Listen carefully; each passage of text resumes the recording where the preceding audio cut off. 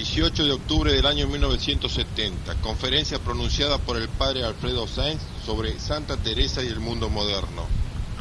La Iglesia. He tenido un gran gusto al preparar este tema, que lo preparé de la nada, porque más o menos había leído hace mucho las obras, pero tuve que ponerme otra vez al tanto, y me di cuenta de cuán importante es la lectura de la vida de los santos. A mí por lo menos me hizo mucho bien la Santa Teresa, me incitó a una mayor entrega a Dios. Me di cuenta que es importante, lo experimenté en carne propia. Es uno de los problemas actuales, el desprecio por poco recomendar la vida de los santos, y por el contrario crear un nuevo martirologio doctoral formado por el Che Guevara y otros personajes. Esto es muy importante, ¿no?, en la formación de uno. El contacto con los santos es algo que eleva, ¿no?, y que acerca a Dios, un ejemplo.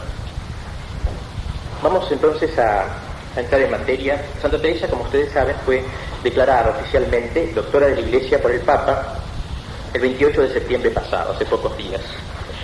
Y no ha sido un acto insólito, a no ser por el hecho de tratarse de una mujer.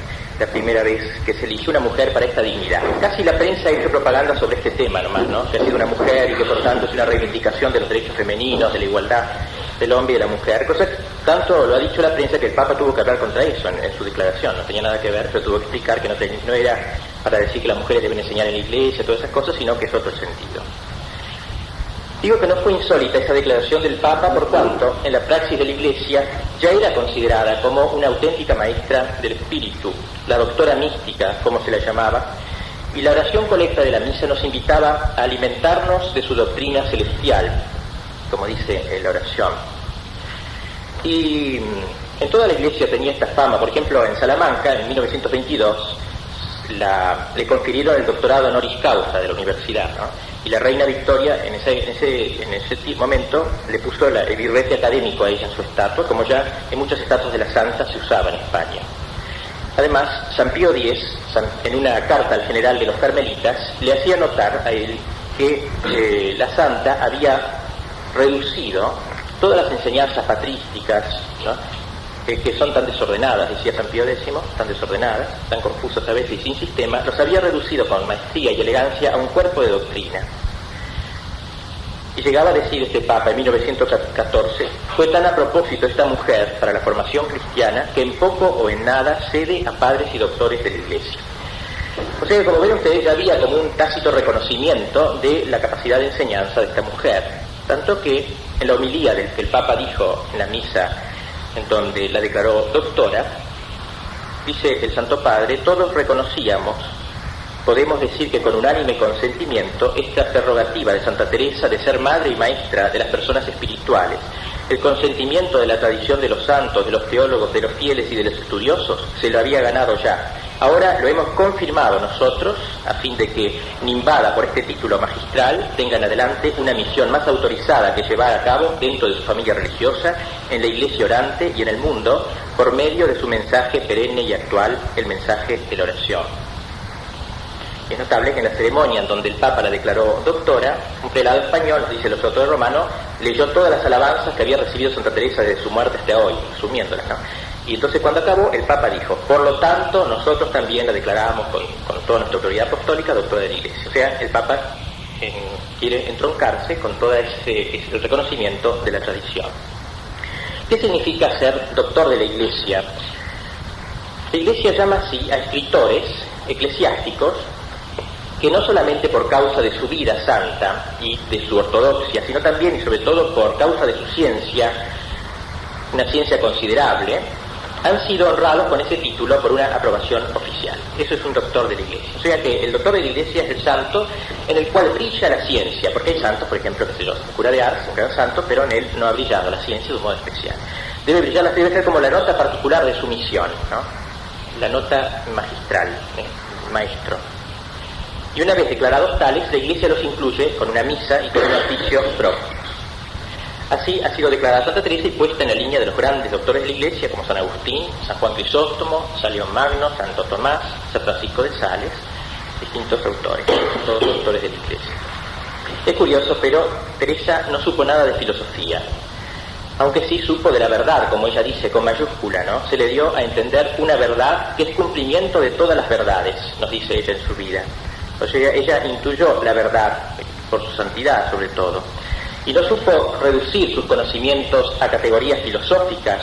Dijo que incluso que le hubiera gustado hablar con un filósofo, dice en su vida, para que pusiera en estilo, digamos, de escuela, todas esas cosas con las que ella se regalaba y se gozaba en el trato con Dios, en el trato con la Trinidad, ¿no? Dice que, sabiendo las propiedades de las cosas, este filósofo me supiera declarar que me voy regalando en ello y no lo sé decir, y aún por ventura no lo sé entender. O sea, ella lo expresaba nomás, pero sin los términos propios de un filósofo. Y de hecho todo lo que escribió lo hizo por sugerencia y en algún caso por orden de sus confesores, que veían cosas tan maravillosas que les contaba ella que le decía: usted eso tiene que comunicarlo a los demás, ¿no? Ella decía: no, pero si yo soy una tonta, le decía al padre Graciano, uno de sus confesores, que lo hagan los letrados, los especialistas en cosas, que la dejen libre, yo quiero ser religiosa nomás, yo no soy buena para escribir, dice ella, ¿no? Nos cuenta en su vida. Así que Santa Teresa es una doctora inculta, si cabe la paradoja, Es decir, no es una persona cultivada así con lecturas de libros y cosas por el estilo, aun cuando trató con los mejores teólogos de su época, pero ella es inculta, es espontánea, es una maestra pero no una maestra que se sienta a dar cátedra, digamos así, es maestra un poco a pesar suyo, ¿no? De ahí lo que ella dijo, lo que de ella dijo Fray Luis de León, que en la alteza de las cosas con que ella trata, en la delicadeza, dice, y en la claridad con que las trata, excede a muchos ingenios, dice, y así siempre que los leo me admiro de nuevo, y en muchas partes de ellos me parece que no es ingenio de hombre el que oigo, y no dudo sino que habla el Espíritu Santo en ella en muchos lugares, y que la regía la pluma y la mano, porque así lo manifiesta la luz que pone en las cosas oscuras, y el fuego que enciende en sus palabras en el corazón que las lee. Esto es estrictamente verdadero. Más aún, podemos decir que Santa Teresa no solo posee autoridad doctrinal, sino que también sus escritos han sido camino de perfección, como es el título de uno de sus libros. Camino de perfección para los que de ella se alimentan. Por eso su influencia a lo largo de todos los siglos ha sido inmensa en la Iglesia. Su magisterio iluminador se ha consumado en una verdadera maternidad espiritual, maternidad fecunda. Es verdaderamente una madre ella, madre espiritual. Madre magistra la llama Pablo VI, igual que a la Iglesia, ¿no? Como una pequeña iglesia, ella enseña a nosotros. Y eso hasta nuestros días. Por ejemplo, Charles de Foucault, cuando estaba en el África, nos cuenta que junto a la escritura leía nada más que Santa Teresa. Durante 10 años la leyó 10 veces, la usaba como texto del libro de cabecera. Así que, como ven, la declaración oficial que el Papa acaba de hacer en relación con su doctorado significa tan solo el reconocimiento oficial de un magisterio que siempre ella ha ejercido con sus escritos, y al mismo tiempo una confirmación solemne de que su doctrina es ortodoxa, lo cual también es importante. Santa Teresa, doctora pues de la Iglesia, pero por una modalidad específica. Es una doctora española, digamos españolísima. Viene a ser la flor más preciosa que dio la espiritualidad española. Si para el filósofo francés Pen el misticismo ha sido el misticismo español, y se ha sido uno de los grandes momentos del hombre en la historia, de la civilización humana, sin duda que Santa Teresa representa en eso el motor esencial. El Papa ha aludido a esto en su homilía pocos días pasados, diciendo: no queremos pasar por alto el hecho de que Santa Teresa era española, y con razón España la considera una de sus grandes glorias. En su personalidad se aprecian los rasgos de su patria, la resiedumbre de espíritu, la profundidad de sentimientos, la sinceridad de alma, el amor a la Iglesia. Su figura se centra en una época gloriosa de santos y de maestros que marcan su siglo con el florecimiento de la espiritualidad. Antes de entrar directamente en materia de ver lo que ella nos dice, veamos algunos de estos aspectos, estos rasgos españoles de ella, porque en algún modo nos tocan por ser nosotros hijos de España. Teresa poseía hermosura, incluso física, encanto, genio literario de una calidad rara y un gran humor, una gracia y una intrepidez de soldado también, junto con una obediencia y una humildad de un santo. Porque en verdad Santa Teresa fue un soldado. El español en serio, ¿no? El progresista español, que eso no es un español. El español tiene por lo general un sentido heroico de la vida, tiene entrañas de soldado, un alma heroica. Y Teresa es fiel reflejo de esta idiosincrasia. Ella misma nos cuenta que desde chiquita le encantaban los libros de caballería, y que incluso llegó a componer un libro ella cuando tenía 7 años junto con su hermano Rodrigo, un libro de ese género. Lástima que se perdió, porque probablemente lo destruyó ella, porque luego en su vida contó que esas novelas le hacían mucho mal a su alma, entregada a Dios en ese sentido, ¿no? De que por amores humanos o cosas por el estilo. exageraría un poco el mal efecto de esa literatura. Por otra parte, ella era de una familia de soldados. Prácticamente todos sus hermanos fueron soldados, todos hermanos varones. Su hermano Rodrigo fue admitido para la expedición que hizo Pedro de Mendoza a Buenos Aires. Así que el hermano de ella estuvo en la fundación de acá, vino en la expedición con varios de Ávila, de la ciudad de ella. Y cuando se embarcó la hizo Teresa heredera de todos sus bienes en caso de que muriese, como de hecho sucedió, porque murió luchando en el Perú, luchando por el rey junto con otro hermano de Teresa. Así que ella llevaba la caballería en la sangre, ella se sentía varonil. Ella que luego exhortaría, como nos dice en su vida, exhortaría a ayudar a llevar la cruz de Cristo como buenos caballeros, que sin sueldo quieren servir a su rey. Ella que pretendería que sus religiosas fuesen femenilmente varoniles. No querría, dice yo, mis hermanas pareciesen en nada mujeres, sino varones fuertes, que si ellas hacen lo que es en sí, el Señor las hará tan varoniles que espanten a los hombres. Junto con la virilidad, Teresa amaba la inteligencia, es otra de las características de su temperamento, y muy extraño en ella. Incluso la prefería a la piedad. Le gustaba de manera extraordinaria a las personas inteligentes. Y decía que una monja no inteligente solo resultaba útil para sí misma. En cambio, la inteligente podía ser puesta a cargo de otras. ¿Y cuál es la razón de este aprecio de ella a la inteligencia? Lo dice en El Camino de Perfección. Un buen entendimiento, si comienza a aficionarse al bien, hácese, o sea, se hace, ¿no?, a él con fortaleza, porque ve es lo más acertado. O sea, con inteligencia preclara, si es un hombre honesto, se entiende, hace que la voluntad se entregue más. También en sus confesores, ella apreciaba por encima de todo la inteligencia y la sabiduría, y sentía una gran desconfianza por un santo que fuera tonto, eso lo dice ella expresamente. Además, Santa Teresa era una excelente literata, la flor del siglo de oro español. Escribía con fuerza, con claridad, y escribía rápidamente, nunca tachaba, prácticamente. Solamente subrayaba cada tanto una palabra. Por ejemplo, en toda su autobiografía solo hay 14 correcciones y no todas son de ella. Escribía con una letra derecha y segura, sin vacilaciones, sabía exactamente lo que tenía que decir.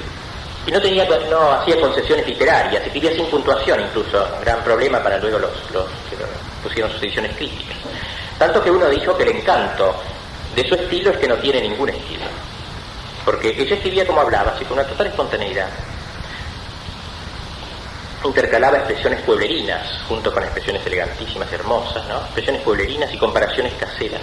Por ejemplo, su autobiografía ya nos dice que la escribió en invierno, sentada en el suelo de su celda, apoyando sobre la cama, ¿no?, con un chiflón de aire, en pleno invierno. Y uno se admira de ver escribir en esas condiciones, en una habitación tan despojada como es hoy convertida en un oratorio en Ávila, y al acordarse de la alegría, el buen humor y la agudeza de ingenio que en su obra revela, uno acaba entonces por entender lo que es la santidad. Teresa literata, y también Teresa una españolica salada, como decían los españoles, graciosa, siempre haciendo chistes en sus escritos. Una de sus monjas nos cuenta que a Teresa no le gustaba la gente triste, ni lo era, ni quería que lo fuesen quienes estaban con ella. Y citan una frase que ella repetía con frecuencia: líbreme Dios de los santos encapotados. Un tiempo, ¿no? Encapotados. Tiene expresiones sabrosas, como por ejemplo cuando habla del progreso espiritual de unas personas, dice que vuelan como águilas, no las hagan andar como pollo trabado. O como cuando respondió una cocinera que le llamó la atención al ver que una persona tan penitente como ella comía perdices. Las penitencias, le dijo, son penitencias y las perdices son perdices. Como diciendo que la penitencia no quiere decir que uno no aproveche las cosas buenas de la vida, ¿no?, en algunas ocasiones. O sea, esa gracia, el humor y el realismo, un gran realismo, que es típicamente español, son virtudes muy españolas estas, que no se encuentran en un francés, ¿no? Por ejemplo, otro estilo, cosas maravillosas también, pero otro estilo. Podríamos decir que si con su cabeza ya estaban en las alturas, vivía en el cielo, sus pies pisaban bien en la tierra, en lo concreto. Santa, por tanto, la más española que existe, la que concitó el cariño de toda España, tanto que a su muerte los grandes literatos como Lope, Cervantes, los grandes reyes, obispos, todos se unieron para pedir a Roma su canonización, y fue declarada tal justamente con otros 3 santos españoles, San Ignacio de Loyola, San Francisco Javier y San Isidro Labrador. Era en cierto modo la canonización de la España de esa época, y después de Santiago Apóstol, ella es la segunda patrona de España y la más querida del pueblo español. que tiene la adhesión colectiva de España y que se revela también en esa frase de un jesuita, confesor de ella, Pablo Hernández, que decía, lleno de admiración por ella, decía: Santa Teresa, dice, la Madre Teresa de Jesús es muy grande mujer de las tejas abajo y de las tejas arriba muy mayor. Pasemos ahora, luego de esta visión un poco externa de su personalidad, al contenido de su enseñanza. O sea, tratemos de considerar a Santa Teresa como correctivo del mundo moderno, ya que, como muy bien dice Chesterton, en cada siglo parece que Dios se encargara de suscitar algún santo que sirva de correctivo para el siglo. Por ejemplo, en una época en que todo el mundo aprecia las riquezas en un grado exagerado, Dios suscita un San Francisco de Asís, ¿no?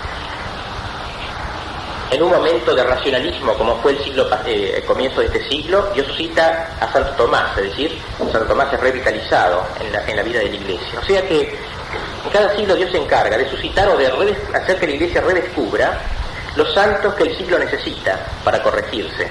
Porque hay dos maneras de ser moderno. Una, dejarse llevar por todo lo que hace la gente, y otra, corregir los errores modernos. Una manera muy clara de ser moderno también, es decir, de darle al mundo no lo que quiere, sino lo que necesita. Y en este sentido podemos decir que Santa Teresa, todo su modo, su figura y su persona están a las antípodas de las tendencias subversivas modernas del progresismo.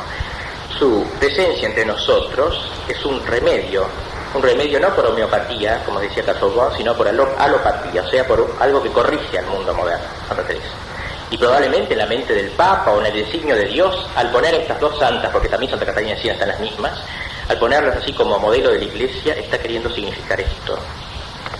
En 3 puntos he encontrado que podemos considerar a Santa Teresa como correctivo del mundo moderno. Ante todo, contra el secularismo actual, Santa Teresa insiste en el primado de lo sobrenatural.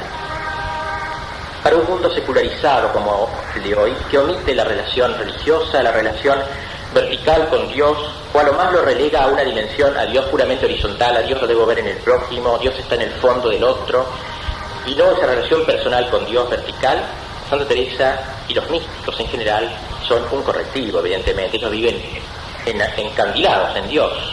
No que Santa Teresa olvide lo horizontal, olvide lo cotidiano, más aún ella sabía encontrar en lo cotidiano a Dios, que es una manera de verticalizar lo cotidiano incluso. En una ocasión, por ejemplo, dijo a sus religiosas que cuando ellas trabajan aún en cosas bajas, cuando lo hacen por obediencia, dice, por ejemplo, la obediencia las trajere empleadas en cosas exteriores, entender que si es en la cocina, entre los pucheros anda el Señor, ayudándoos en lo interior y exterior. Esa frase está famosa, dice, ¿no? Dios está entre los pucheros. Para ella no hay oposición entre lo horizontal y lo vertical. Esa armonía que tiene la calidad bipolar por la cual yo amo a Dios y yo amo al prójimo, y la autenticidad de mi amor a Dios es el amor al prójimo, y la autenticidad de mi amor al prójimo es el amor a Dios, es la garantía, la prueba, ¿no? El que ama a Dios y no ama a su prójimo, que es un mentiroso, y viceversa se puede decir. El que dice que ama a su prójimo y no ama a Dios es un mentiroso también. Digamos, no tiene calidad auténtica, teológica. Santa Teresa, entonces, contra esta horizontalización total del cristianismo que hoy conocemos, es un modelo de unión con Dios, sobre todo por sus experiencias místicas, naturalmente. Desde que era chiquita, ella sintió predilección por las cosas de Dios, por la contemplación. Nos cuenta que cuando tenía 7 años, en los aledaños de su casa, en el jardín, etc., buscó un sitio para poder rezar a solas, sobre todo el rosario, y con su hermano Rodrigo, ese que vino a Buenos Aires, al futuro Buenos Aires, nos cuenta que hacía como ermitas en su casa para rezar, y que había organizado a los chicos de las zonas, chicas de las zonas de alrededores, de 6-7 años, en pequeñas comunidades de frailes y de monjas, ya ellas desde el principio, ¿no? Esa tendencia inicial de su alma ingenua, infantil, un juego de niño, culminaría y estaría en perfecta continuidad con su mística última, con su santidad mística. Ella nos dice en su vida que cuando conversaba con otras personas a veces, y esa otra persona le nombraba a Dios o se refería a cosas de Dios, ella fácilmente entraba en trance y no podía seguir hablando, debía dominarse para poder seguir conversando con el otro. Y esto le sucedía naturalmente con más frecuencia en la oración. Una vez nos dice que, nos enteramos, que comenzó a levantarse por el aire en maitines, y cuando se dio cuenta de eso se tiró de bruces al suelo porque no quería llamar la atención.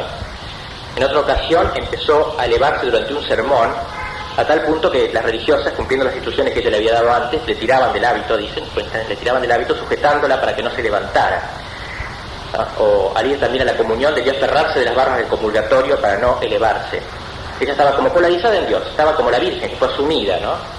Enamorada, extática de Dios. Digamos, la tierra estaba hecha para un lugar de paso para ir a Dios, y vivía aquí era porque Dios la dejaba. Y esta éxtasis al mismo tiempo nos dice que le producían un gozo, una alegría infinita, eran también para ella causa le hacían sufrir, porque le dificultaba el trato con los demás.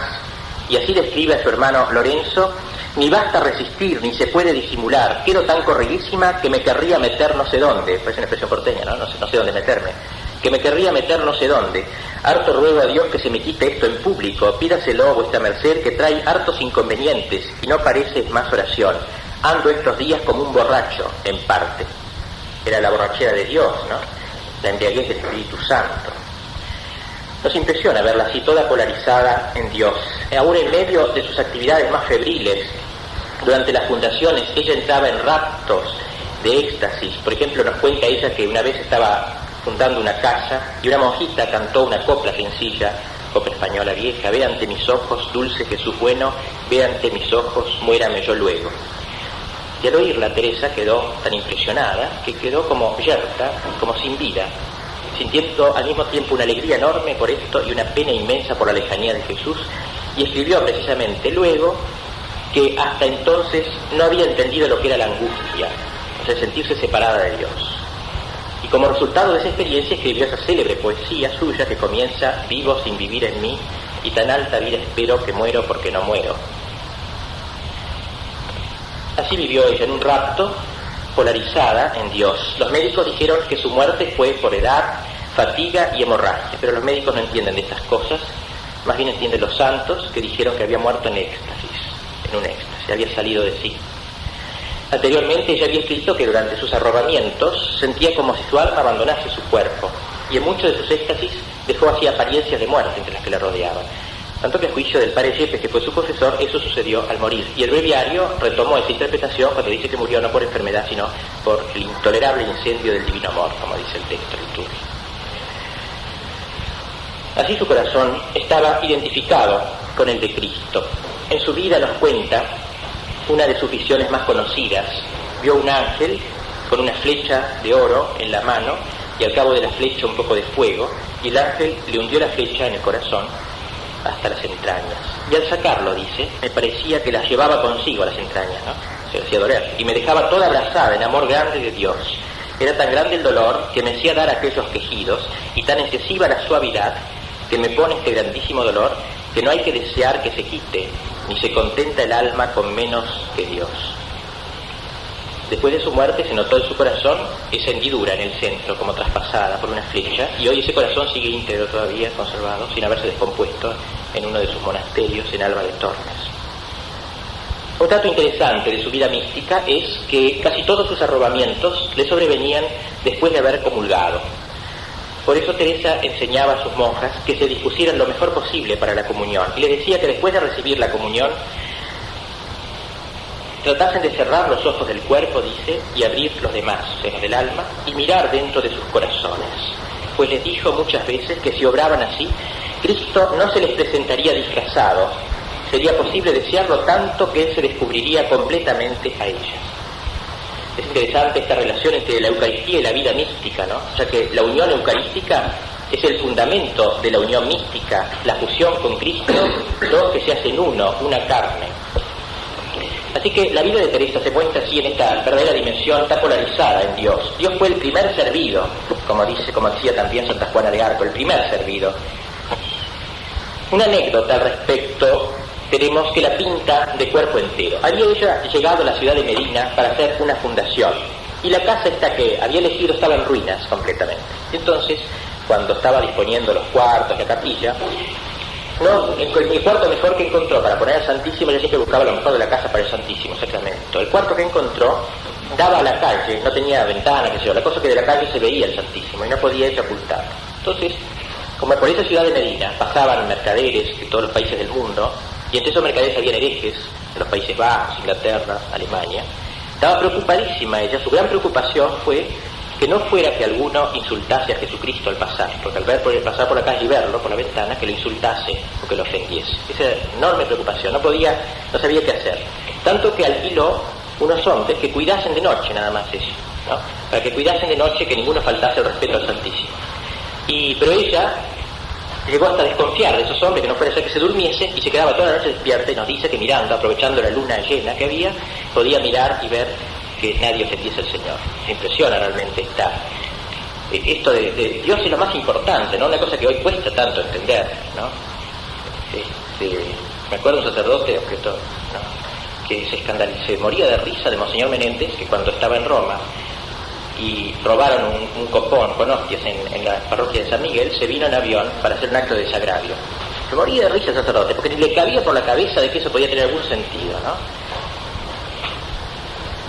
Aquí vemos cómo ella da tanta importancia a estas cosas, al Santísimo Sacramento y a las cosas sagradas. Santa Teresa sí es un testigo de lo sobrenatural. Podríamos decir que está viviendo en un ambiente y en un mundo sobrenatural. Dios la invitó a ella a seguirla hasta la cumbre de la oración, y ella aceptó. Pero para eso tuvo que pasar por el huerto de Getsemaní, tuvo que pasar por la angustia, en donde parecía que el mismo Dios la abandonaba. Teresa conoció esto, conoció al demonio. Ella conoció al demonio personalmente, los demonios del infierno, no como una figura retórica, ¿no? Sino en su actualidad más siniestra, lucharon furiosamente contra su alma que quería elevarse al bien que esos demonios habían perdido.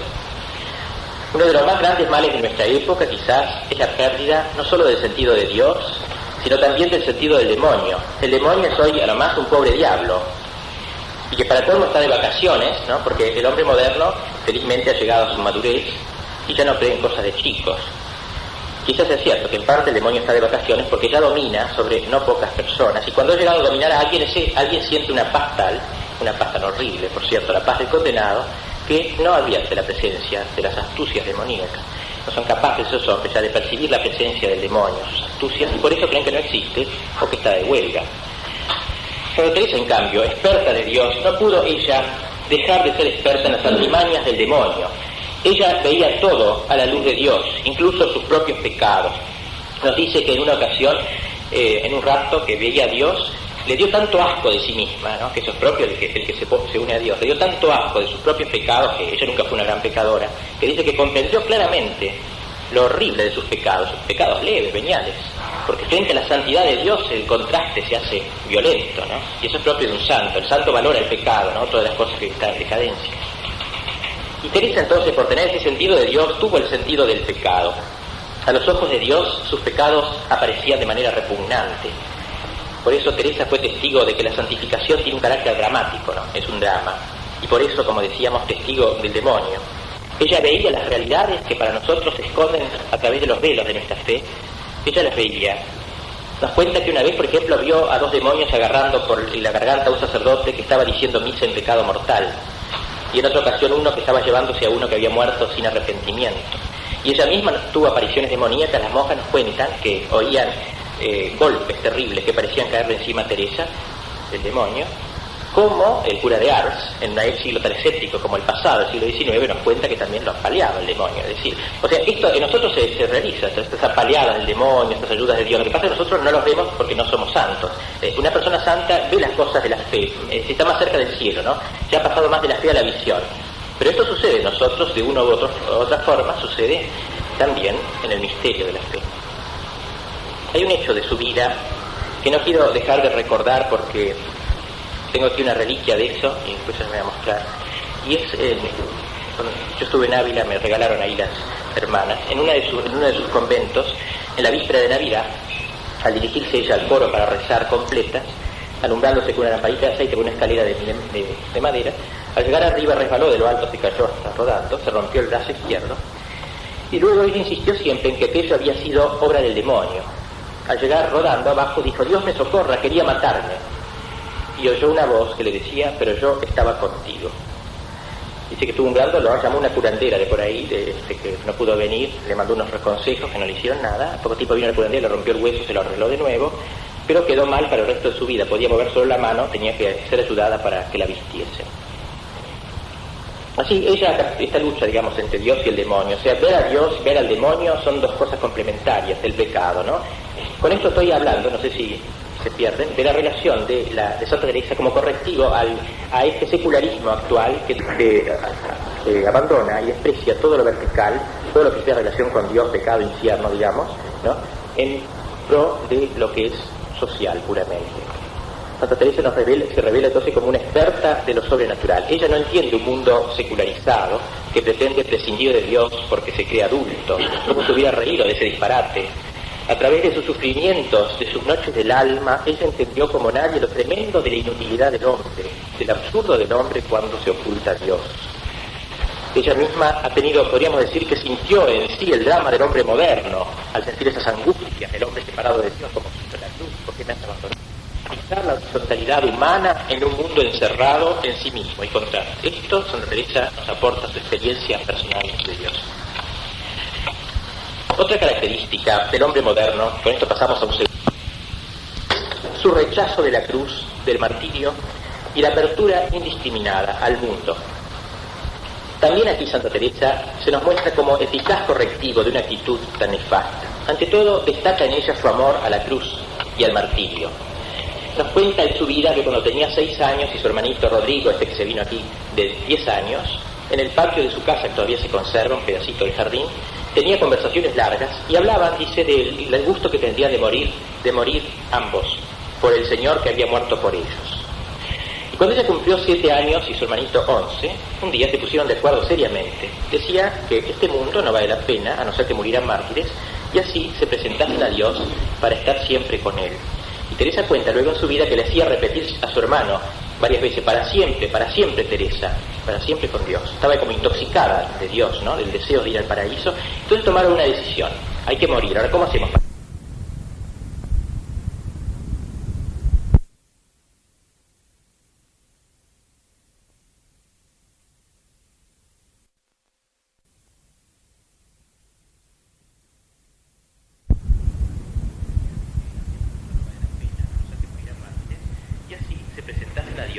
Para estar siempre con Él.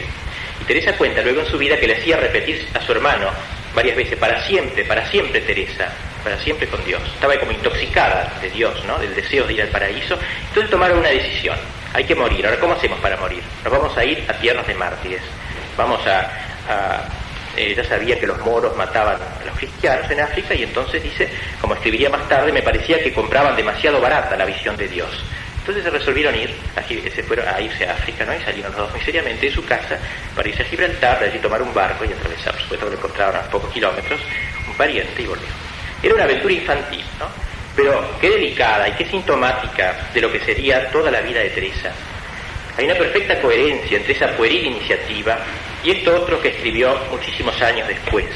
Paréceme a mí que quien de veras comienza a servir a Dios, lo menos que le puede ofrecer después de dada la voluntad es la vida no nada. Claro está que si es verdadero religioso o verdadero orador, que ora, y pretende gozar regalos de Dios, que no ha de volver las espaldas a desear morir por Él y pasar martirio, pues ya no sabéis, hermanas, que la vida del verdadero religioso o del que quiere ser de los allegados amigos de Dios es un largo martirio. Teresa aprendió por experiencia que debía entregarse a Cristo, abrazarse con la cruz, que es el gaje de los amigos del Señor, pero a la vez la prenda de una alegría formidable en el cielo. Tengo entendido, escribe ella, que no quiere el Señor tenga en esta vida sino cruz y más cruz. En una frase admirable, extraordinaria, dice, terriblemente trata Dios a sus amigos. A la verdad no les hace agravio, pues se hubo ansí con su Hijo. Entonces, si se hubo así con su Hijo, ¿cómo no va a ser así con sus mejores amigos? Sufrir más la cruz. Ansí tengo experiencia, dice, que el verdadero remedio para no caer es asirme a la cruz y confiar en el que en ella se puso. Este amor a la cruz, este asirse a la cruz, tiene su contrapartida en Teresa en su relación con el mundo, ¿no?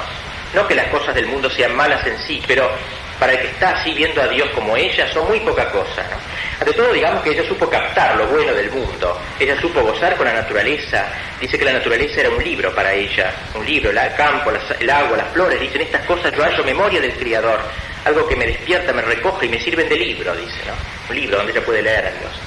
Sabía leer a Dios en el libro de la vida, acostumbraba a decir, como vimos, que Dios anda entre los pucheros y las sartenes, igual que en todas partes. Un día que estaba en la cocina, ella con una sartén en la mano estaba preparándose para freír unos huevos para la comunidad. Una hermana notó que de repente se ponía inmóvil, su cara se embellecía, se iluminaba de manera extraordinaria. Entonces, temerosa de que se cayera, como le había pasado otras veces, la agarró y al tomarla, dice que sintió ella también comunicada, esa vida, esa irrupción de Dios. Quedaron ambas arrobadas como estatuas delante de toda la comunidad que llegó al rato a ver qué pasaba, y todo a partir de unos sartenes. O sea, ella sabía en la vida cómo leer a Dios, ¿no? Todavía se conserva esa cocinita en el convento de San José de Ávila. Teresa amaba la vida, amaba la naturaleza, amaba lo cotidiano, así que no era una persona, y en eso es muy español, el español es muy hombre vida, ¿no? Ciertamente. Y también le gustaban mucho las pinturas, los cuadros, sobre todo religiosos, porque le ayudaban a imaginar la presencia, como ella dice, así nomás, la presencia. No podía tolerar el ataque de los protestantes contra las imágenes y decía: pobres, desventurados, de los que por su culpa pierden este bien.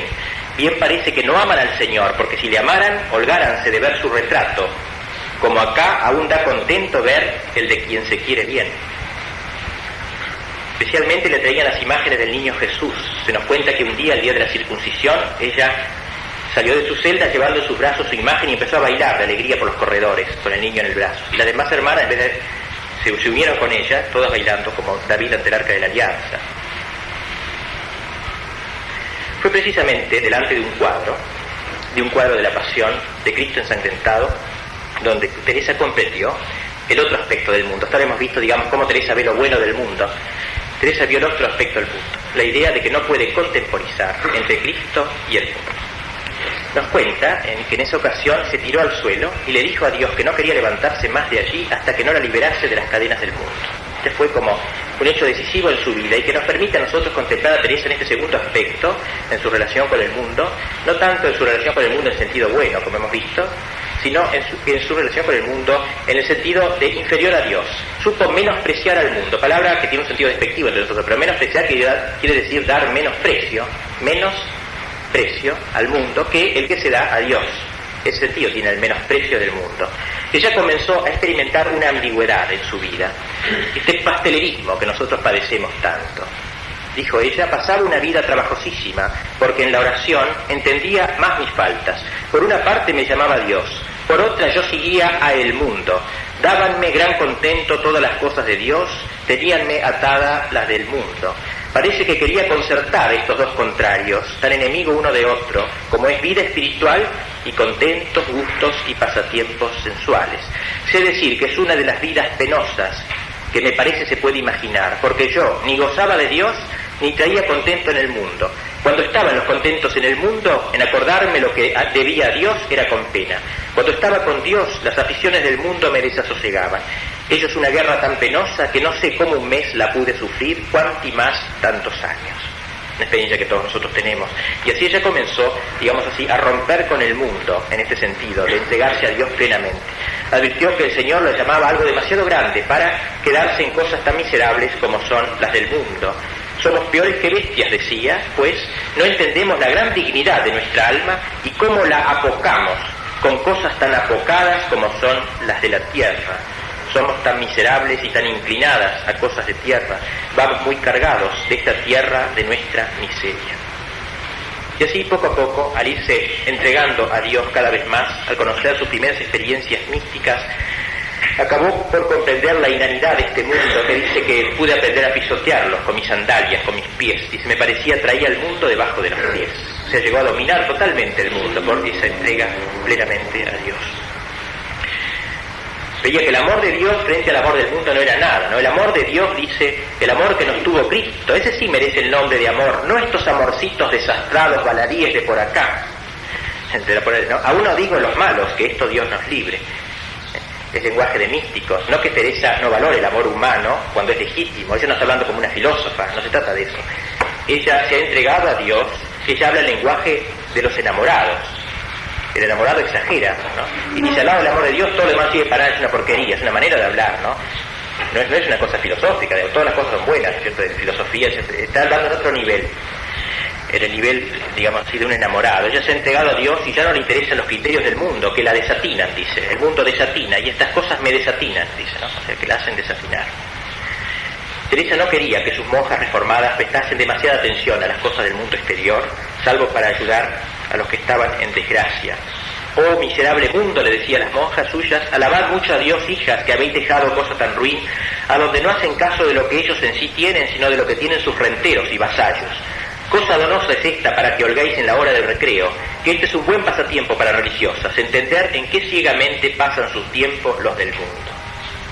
Es lenguaje de místico otra vez, no hay que tomarlo, como digo, metafísicamente a la letra, porque ontológicamente las cosas son buenas, las actividades del hombre pueden ser buenas o malas. Lo que Santa Teresa subraya es que en comparación con Dios nada vale. Son cosas menudas, que no pueden llegar a satisfacer plenamente al hombre que ha sido llamado para algo muy superior. La prueba de que Teresa no despreció indebidamente las cosas del mundo la tenemos en su gran participación en los hechos de su época, aunque siempre desde el punto de vista de Dios. Santa Teresa vivió una época de España extraordinaria, del mundo, ¿no? Cuando ella nació en 1515, hacía 23 años que los reyes habían terminado su cruzada contra los moros, conquistando Granada, y que Colón había descubierto América. Y hacía 9 años que había muerto Colón, de la época de ella, 11 años que había muerto Isabel la Católica, y Carlos V tenía 15 años cuando ella nació. Además, cuando ella nació, Lutero ya tenía su cartuchera teológica cargada de explosivos, aunque todavía no había alargado la cosa. Así que fue una coincidencia interesante, el nacimiento de Teresa y la traición de Lutero, porque Teresa es la antítesis de Lutero.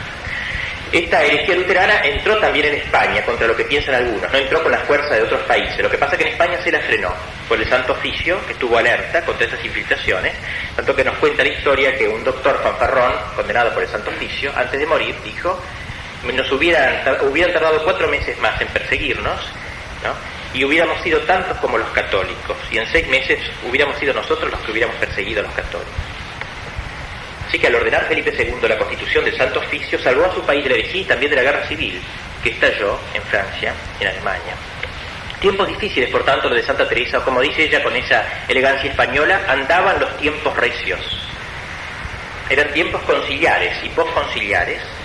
Trento, tiempo de crisis y de renovación, crisis de fe, sobre todo, en torno al misterio de la Iglesia. Santa Teresa sentía todo ese drama de la Iglesia, lo sentía en carne propia.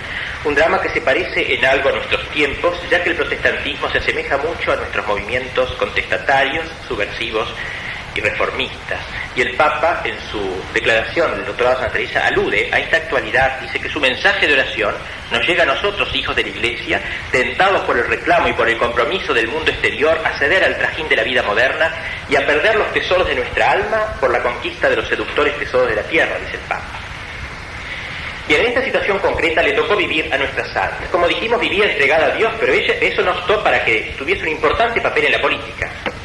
Curiosamente, la monja contemplativa por excelencia actuó en la política de su tiempo, en los asuntos de su tiempo.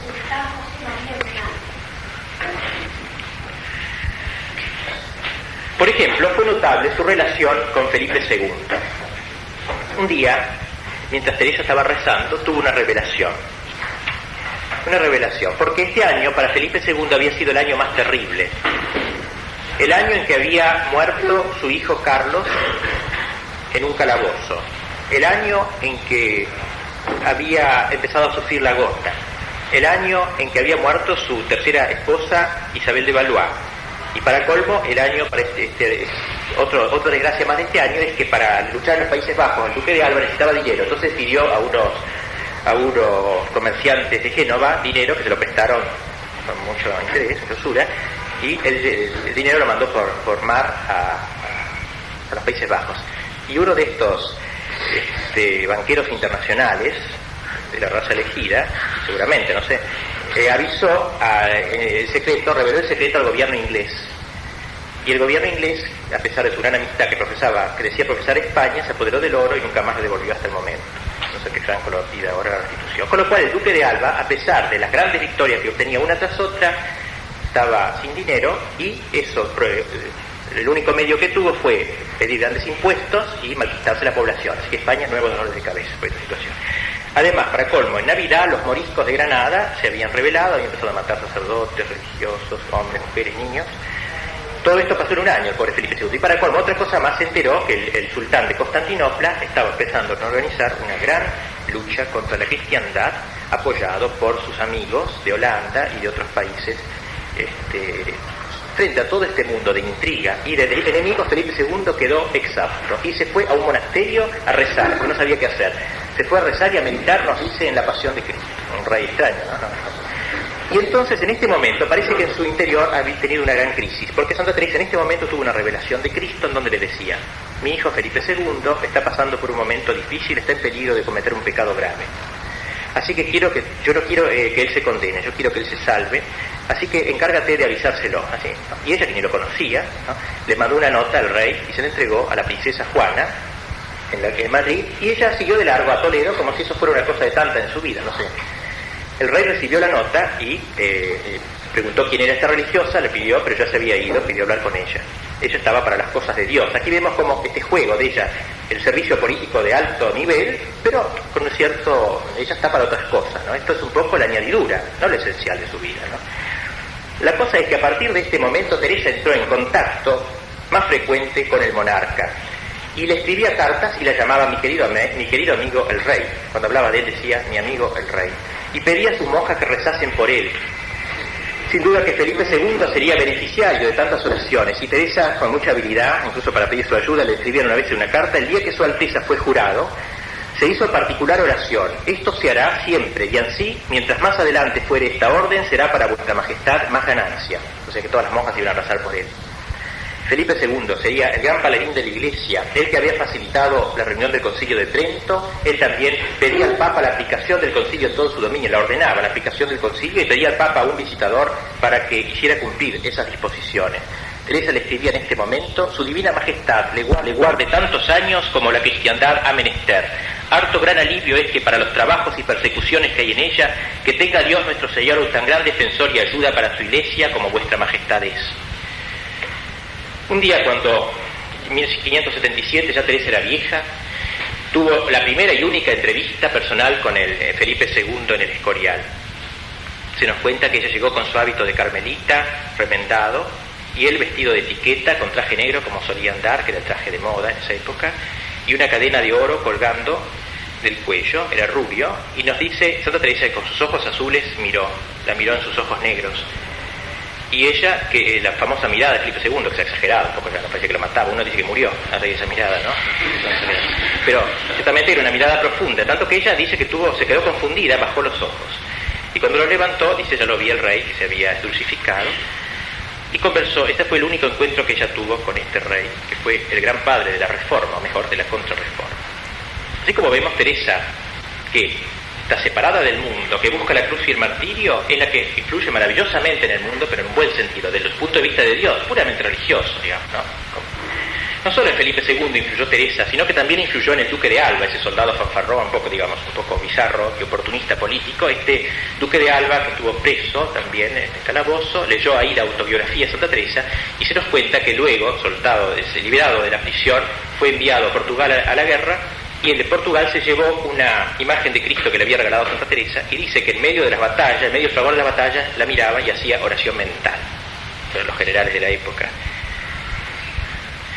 Además, Santa Teresa rezó por nosotros, se preocupó por América, por los súbditos de las Indias, de España en las Indias, por América. Sobre todo en razón de la visita que le hizo un padre franciscano, que le vino a contar cuán desgraciados, cuántas miles de personas vivían en degradación, y dice que ella se sintió aplastada por el dolor y comprendió que si bien España podía ser un gran beneficio a las Indias trayéndonos el Evangelio, al mismo tiempo las Indias significaban para España el grave peligro de enriquecerse. Y fue cierto, el enriquecimiento. Estaba convencida de que la maldición de España era la ambición de enriquecerse por los negocios. Y en ese sentido le escribió una vez a su hermano Lorenzo, diciéndole que se dejara de hacer negocios, que era mejor cultivar la tierra, dice, dando de tal suerte a sus hijos honores en vez de riquezas, y que no criara ovejas para hacer negocios. Vemos aquí cómo una contemplativa como ella, es capaz de influir incluso en los llamados asuntos prácticos de las naciones. Porque si la mayoría de los hidalgos de España hubiese seguido su consejo, sin duda que España no habría sufrido la grave decadencia que luego conoció. Así pues, hemos visto a Teresa, amante de la cruz, asida a la cruz, como nos dice, amante del martirio, separándose del mundo, pero al mismo tiempo comprometida, como ahí se dice, en su época. A esto quizás aluda el Papa Pablo VI en su homilía de hace pocos días. Ella tuvo el privilegio, dice, y el mérito de conocer los secretos de la oración, por vía de experiencia, vivida en la santidad de una vida consagrada a la contemplación y al mismo tiempo comprometida en la acción. Más aún, digamos que a lo largo de los siglos ella siguió influyendo en la historia y en la política de España. La última influencia así notable fue en la época de la Cruzada, la Segunda Cruzada de Franco. Aquellos que asesinaban curas y monjas y baleaban crucifijos, se nos cuenta que llegaron un día a ocupar Ávila, y al menos los españoles lo cuentan así, que vieron venir a su encuentro una mujer vestida con el hábito de carmelita, que dijo: no os atreváis a atacar a mi ciudad. Y los gallegos se asustaron, le dijeron: es Santa Teresa, y salieron corriendo. Al parecer Teresa sigue comprometiéndose en la historia también de sus padres. Finalmente, Santa Teresa la hemos visto primero en su enfrentamiento con el secularismo. Ella es la estática, enamorada de Dios. En un segundo momento la hemos visto en su amor a la cruz, en su contraposición al mundanismo actual, al volcarse al mundo, al abrirse al mundo totalmente y sin discriminación. Vamos a verla ahora frente a este espíritu de subversión como la auténtica reformadora. Ella fue una reformadora. Con su sola presencia ella corrige las tendencias derivadas de los católicos progresistas que pretenden una renovación que propiamente debería ser llamada una subversión. Santa Teresa recibió con gran alegría la reforma de Trento, a cuyo cumplimiento, como vimos, ordenó Felipe II en todos sus dominios. Pero comprendió enseguida que no se trataba de algo material, de una pura reforma de estructuras.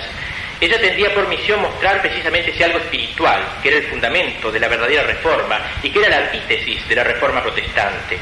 A la negación que Lutero hacía de las buenas obras, Teresa opuso su vida de buenas obras, lo opuso prácticamente contra lo que ella llamaba el fuego del protestantismo. Dice: yo voy a derramar un océano de agua, que es la oración. Ella alababa a Felipe II, que combatía contra los herejes en los Países Bajos, pero decía: las fuerzas humanas no bastan a atajar este fuego de los herejes, y por eso ella y sus monjas se convertirían en la contrapartida vital de los decretos del Concilio de Trento de Reforma. Y no solo mediante la oración, sino también mediante su acción, cuyos efectos todavía perduran. Santa Teresa estaba atravesada por el celo de las almas y sufría horrores cuando veía que otro pecaba. Las atrocidades de los protestantes, por ejemplo, que destruían monasterios en Inglaterra y Alemania, la dejaban de cama. Y el pecado de los católicos también. Una vez, hablando de estos pecados, decía: ¿no están hartos, Señor, de mi alma, de los tormentos que os dieron los judíos? Ella quería cargar sobre sí las angustias, las privaciones de los que no aceptaban tomar su parte en los sufrimientos de Cristo. Ella quería, por eso era apostólica, digamos, ¿no? Totalmente. Y para eso debía ser perfecta, nada menos que perfecta. Su contacto mismo ya era de por sí apostólico. Se nos cuenta en su vida que una vez tenía un confesor que tenía una fama un poco especial, ¿no? Y ella tenía una cierta repugnancia por él, pero de a tal punto le influyó a él, porque la santidad es comunicativa, que el confesor acabó casi confesándose con ella. Eso es propio del santo, ¿no? Era realmente un apóstol. Comprendió, así como ella frente a Dios veía su mancha, ¿no? Un pecador frente a un santo también es juzgado por el santo sin querer. Ella sentía un fervor verdaderamente de cielo, y con este espíritu ella se abocó a su reforma. Una reforma en serio, no en broma, como la de ahora, la reforma carmelitana. Por eso será para nosotros siempre una maestra insuperable de lo que debe ser una verdadera reforma católica, o mejor llamar contrarreforma, como se llamó en esa época, y hoy también quizás, porque hay una reforma falsa, contrarreforma, ya que hay otros que quieren hacer una reforma que no corresponde. Reforma o contrarreforma que, como la de ella, debe estar pendiente de los deseos de Dios, de la Iglesia, como ella en contacto con los santos de su época. Ella estuvo en contacto con todos los santos españoles prácticamente, y con los teólogos más seguros de España. Todo eso lo plasmó en sus reglas y en su espiritualidad. Ella comenzó por formar conventos más estrictos. Le parecía que los otros, que no eran malos, eran mucho mejor que los de ahora, digamos, ¿no? En cierto modo, pero aún esos no ayudaban suficientemente a la santidad. Dice: yo quiero ser más cerrada, una palabra de lo más preconciliar, quiero ser más cerrada. Y tiene un texto impresionante, donde aconseja a los padres que no manden a sus hijas, que no permitan que sus hijas entren a los conventos, porque es peor eso, a esos conventos relajados. Vamos a leer el texto porque tiene mucha actualidad. Para mí, que soy ruin, hubiérame cierto llevado al infierno, esos conventos. Si en tantos remedios y medios el Señor, con sus muy particulares mercedes, no me hubiera sacado de este peligro. Y ansí, me parece lo es grandísimo monesterio de mujeres con libertad. Y que más me parece es paso para caminar en el infierno, las que quieren ser ruines, que remedio para sus flaquezas. Si los padres tomasen mi consejo, ya que no quieren mirar a poner sus hijas a donde vayan camino de salvación, sino con más peligro que en el mundo, que lo miren por lo que toca a su honra, y quieran más casarlas muy bajamente que meterlas en monasterios semejantes, si no son muy bien inclinadas, y plega a Dios aproveche o se las tenga en su casa, porque si quieren ser ruines no se podrá encubrir sino poco tiempo, y acá muy mucho, y en fin lo descubre el Señor. Y no solo dañan así, sino a todas, y a las veces las pobrecitas no tienen culpa porque se van por lo que hallan, etc. Así comenzó ella entonces contra su reforma verdadera, ¿no? Y fue atacada por sus mismas monjas en su convento. Estaba muy malquista, dice, en todo mi monasterio, porque quería ser monasterio más encerrado. Decía que las afrentaba, que allí podían también ellas servir a Dios. Y el demonio la tentaba y le decía, pero ¿por qué no le vas a cortar las conversaciones con la gente de afuera, de entrega al mundo, etcétera? ¿Por qué le vas a cortar? ¿No? Y la tentaba con eso. Y ella misma sentía un poco la necesidad de ser buena con la gente que era atenta con ella, ¿no? Y hacer conventos abiertos, así en ese sentido. Pero un día tuvo un arrobamiento y oyó estas palabras: ya no quiero que tengas conversación con hombres, sino con ángeles. Eso le dijo Dios. Y se largó de cabeza a hacer sus fundaciones de las nuevas casas reformadas del Carmelo, que le costaba mucho. Ella dice que le costaba mucho viajar, pero tenía el gran gusto, dice, de crear cada fundación, de poder darle a Dios la posibilidad de tener una nueva iglesia. Qué linda la idea, ¿no? O sea, un lugar nuevo donde Dios pudiera ser adorado. Siempre el celo, el amor a Dios. Decía, me costaban los largos caminos, dice, pero no importa, porque el servicio de quién se hacía, y considerando que en aquella cosa se había de alabar a Dios y a ver Santísimo Sacramento. Esto es un particular consuelo para mí, ver una iglesia más, cuando me acuerdo de las muchas que quitan los luteranos. No sé qué trabajos, por grande que fuesen, si habían de temer a trueco de tan gran bien para la cristiandad, que aunque muchos no lo advertimos, estar Jesucristo verdadero Dios y verdadero hombre, como está el Santísimo Sacramento en muchas partes, gran consuelo nos había de ser. Así, en todos estos trabajos de la Contrarreforma, Santa Teresa quiso siempre obrar como hija de la Iglesia, a diferencia de los reformadores de hoy, que se enorgullecen de ser hijos del mundo y censores de la Iglesia. Ella fue hija de la Iglesia y sus últimas palabras al morir fueron estas precisamente. Dijo así: en resumen, Señor, soy una hija de la Iglesia, y murió. Esas fueron sus últimas palabras, verdaderamente una hija de la Iglesia.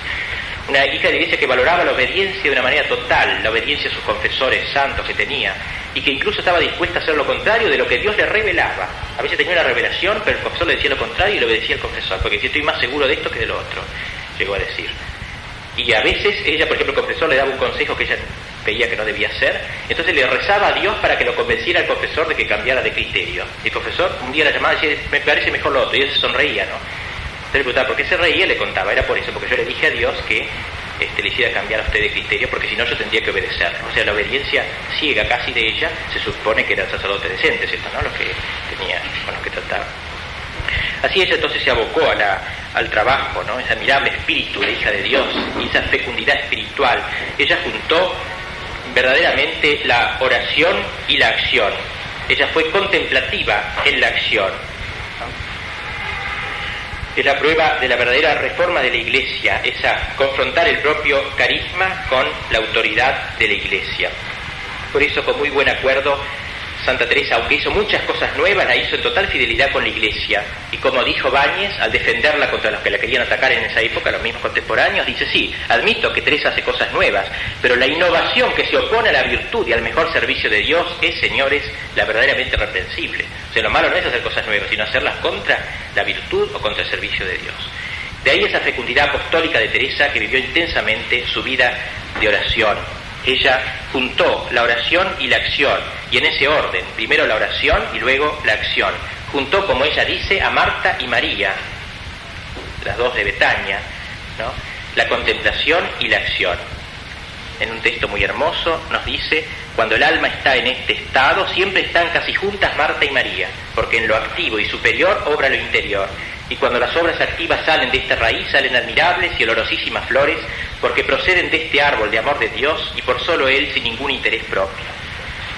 De ahí sacó toda la savia entonces de su vida espiritual, de su oración mental, que era, como ella dice, estar con quien nos ama. Eso es la oración mental. Terminemos con una frase que Pablo VI dijo en la homilía, donde la declaró doctora universal. Este mensaje suyo, dice, de Teresa, llega a nosotros, hijos de nuestro tiempo, mientras se va perdiendo no solo la costumbre del coloquio con Dios, sino también el sentido de la necesidad y del deber de adorarlo y de invocarlo. Llega a nosotros el mensaje de la oración, canto y música del Espíritu, penetrado por la gracia y abierto al diálogo de la fe, de la esperanza y de la caridad, mientras la exploración psicoanalítica desmonta el frágil y complicado instrumento que somos, no para escuchar las voces de la humanidad dolorida y redimida, sino para escuchar el confuso murmullo del subconsciente animal y los gritos de las indomables pasiones y de la angustia desesperada, dice el Papa.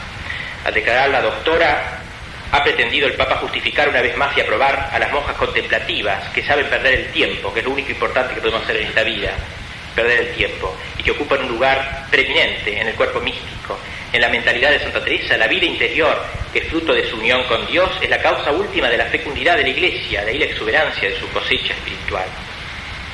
Tal es esta mujer, esta española, esta santa, esta mística, esta doctora. Se cumple en ella lo del introito de la misa común de los doctores. En medio de la Iglesia abrió su boca y el Señor la llenó de espíritu, de sabiduría y de ciencia. Esta mujer, en la cual parecen juntarse de manera tan extraordinaria lo divino y lo humano, es, al decir de la antífona de las vísperas del oficio de doctores, luz de la Santa Iglesia. Esto que les he dicho es más que una meditación, es una especie de conferencia, no sé, pero al menos creo que puede ustedes servir ahora para meditar un ratito sobre estos temas, ver, por ejemplo, qué papel tienen ustedes la vida interior, la relación entre acción y contemplación, qué papel tiene el mundo, si realmente lo colocan en su verdadero lugar en relación con Dios, si Dios es el primer servido, puede servir también como tema de meditación. Entonces, a ver si quieren pasar la capilla o...